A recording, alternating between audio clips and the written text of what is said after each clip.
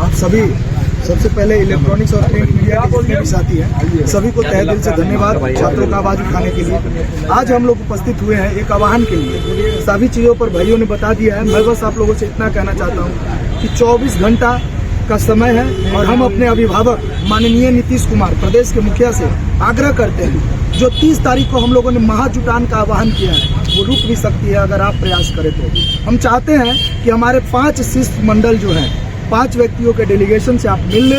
आग्रह करते हैं हाथ जोड़ करके कि माननीय मुख्यमंत्री मिल ले। हमें इस आंदोलन की जरूरत नहीं है। हम 40 दिन से धरने पर बैठे हुए हैं, भूखे प्यासे मर रहे हैं। हमको किसी की जरूरत नहीं है। आप राज्य के मुख्यमंत्री हैं, आप क्यों नहीं मिल रहे हैं? हम सभी छात्रों ने आपको वोट किया है, आपकी सरकार बनाई है, आप हमारे अभिभावक हैं। हम चाहते हैं कि आप हमसे मिले।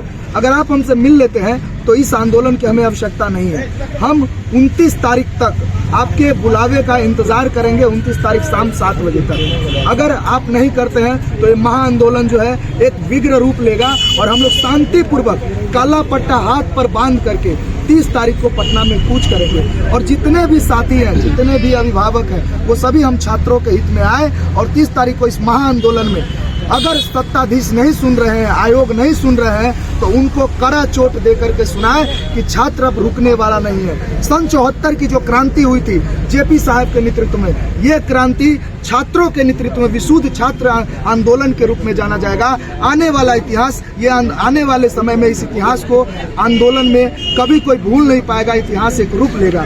ये हमारा जो है QR कोड है, जिसके बारे में हमने बताया था, टेलीग्राम ग्रुप पर है। आप सभी साथियों से अनुरोध है कि इससे जुड़े।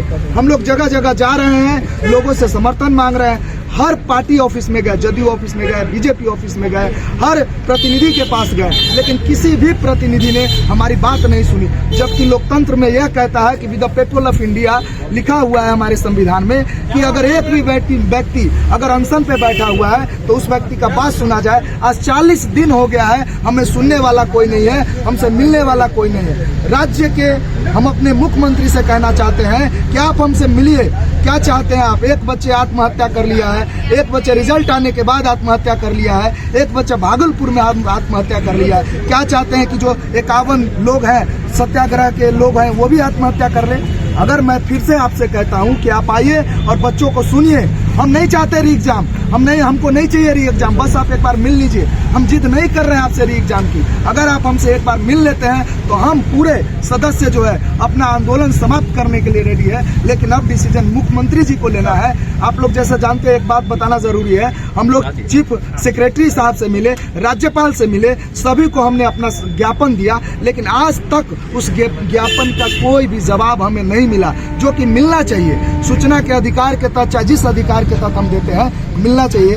मैं बस इतना कहता हूं कि 30 तारीख को सभी से आग्रह है कि 30 तारीख को पटना में महाआंदोलन के जुटान में आप लोग आइए और छात्र युवा का साथ दीजिए। अब राम जी कुछ हम यही कहते हैं कि आयोग ने अपनी इंटीग्रिटी खो दी है और संसद सड़कों आयोगों का नाम नहीं होता है।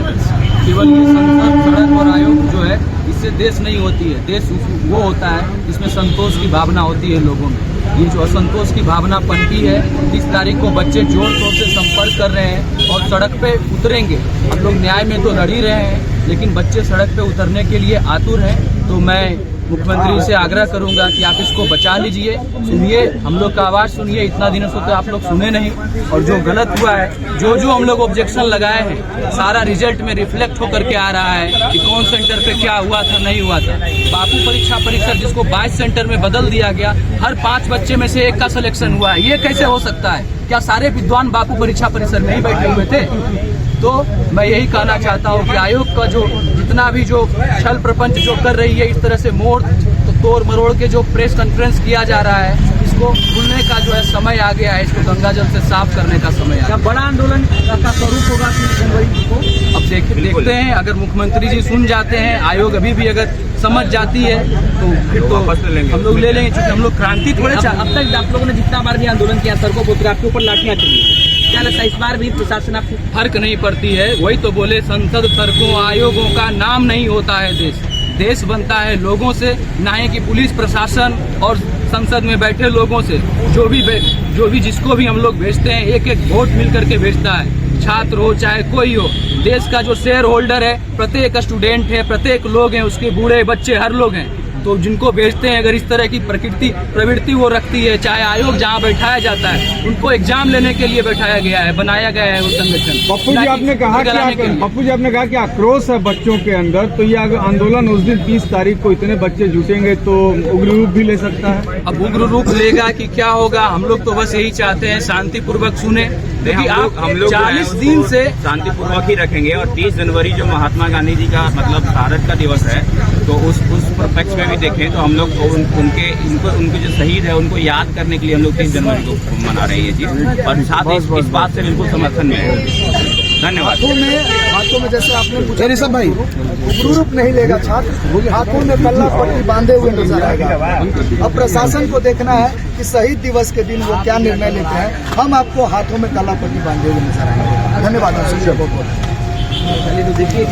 से हम लोग पीटी क्वालिफाई हैं और उस प्रक्रिया में हम लोग विश्वास नहीं करते हैं, और बीपीएससी जो स्केलिंग और नॉर्मलाइजेशन का हवाला दे के हम लोग को रिजल्ट दिया था, उसका हम लोग पुरजोर विरोध कर रहे हैं और उस प्रक्रिया में हम लोग अपना विरोध प्रतिरोध जताते रहते हैं। और 30 तारीख का हम लोग का एक आह्वान है सारे स्टूडेंट को, महाधिकार होने जा रहा है गर्दनी बाबू से बीपीएससी के प्रति, किस आधार पे आपने रिजल्ट दिया।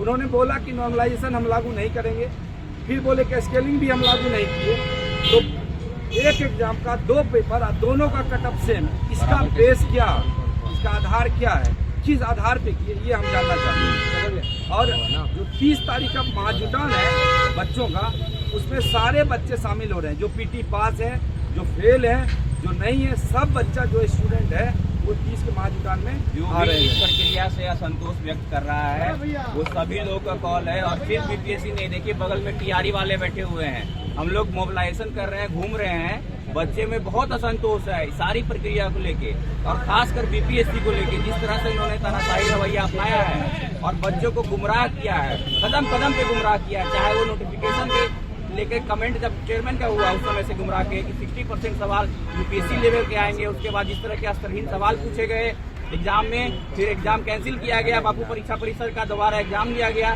सभी प्रक्रिया बिल्कुल ही ऐसे संदेह के घेरे में है और हम लोग इसका पूरा विरोध कर रहे हैं। और 30 तारीख को महाजुटान हो रहा है, सभी लोग हर जिले से लोग आए, पटना से सभी लोग आए और इस महाजुटान को सफल करें। आगे जो रिजल्ट में विसंगतता हुई है, 13 तारीख को जो एग्जाम हुआ उसे मात्र 6% रिजल्ट है, 4 तारीख को एग्जाम हुआ उसे 20% का रिजल्ट, 3 गुना ज़्यादा रिजल्ट है। उन्होंने बोला कि हम नॉर्मलाइजेशन नहीं करेंगे, उन्होंने फिर बोला कि हम तो स्केलिंग भी नहीं करेंगे, तो फिर रिजल्ट का मैकेनिज्म क्या होगा, ये पूरा का पूरा रिजल्ट संदेहास्पद है। साथ साथ अभी 12 क्वेश्चन के जो आज रीट में सुनवाई भी है, 12 क्वेश्चन अभी भी गलत हैं जो स्टैंडर्ड एनसीईआरटी स्टैंडर्ड के टेस्ट बुक के लिए। एक बात मैं कहना चाहूँगा, जो ऑनरेबल चेयरमैन रहे हमारे अतुल प्रसाद जी, उन्होंने ड्रेस्टिक चेंजेस किया था, क्रांतिकारी परिवर्तन किया था ट्रांसपेरेंसी को लेकर। पहली बार जो है 1/3 निगेटिव हुआ, कोई विरोध नहीं हुआ। 69 के पूरे एग्जामिनेशन प्रोसेस में एक क्वेश्चन गलत नहीं था, डाउटफुल नहीं था। इसके अलावा उन्होंने क्या किया, पहली बार ओमार शीट को जो है पब्लिक डोमेन में रखा, पहली बार जो है जो आंसर बुकलेट सीरीज है, जो मेंस का आंसर था, उनको पब्लिक डोमेन में रखा। तो एक डेमोक्रेटिक प्रोसेस के थ्रू ने एक बहुत बड़ा जो है साहसिक जो है प्रयास किया, जो है ट्रांसपेरेंसी। उसके बाद क्या हुआ कि आयोग के प्रति जो है लोगों में श्रद्धा बढ़ी, आस्था बढ़ी, विश्वास बढ़ा। आप देखेंगे लगातार जो नंबर ऑफ एप्लीकेंट्स जो है वो लगातार जो है बढ़ते चले। लेकिन क्या किया, जो अभी जो वर्तमान चेयरमैन है, ऑनरेबल चेयरमैन, उन्होंने क्या किया, उस पूरे के पूरे जो स्टैंडर्ड जो एक एस्टेब्लिशमेंट हो गया था ट्रांसपेरेंसी मैकेनिज्म का, उनको ध्वस्त कर दिया इन्होंने। और साथ साथ मुझे लगता है कि जो मेंबर्स होते हैं, ऑनरेबल मेंबर्स होते हैं, वो एक जैसे राज्यसभा होता है, अपर हाउस होता है, जो इंटेलेक्चुअल क्लास जो हाउस होता है, पॉलिसी मेकिंग में एग्जामिनेशन का प्रोसेस क्या हो, पैटर्न्स क्या हो, वो काफ़ी सजग और गंभीरता से अपना सुझाव देते हैं। तो मुझे लगता है कि उन चीज़ों पे भी जो बहुत गंभीरता से विचार नहीं किया गया है। जी आगे बताइए। देखिए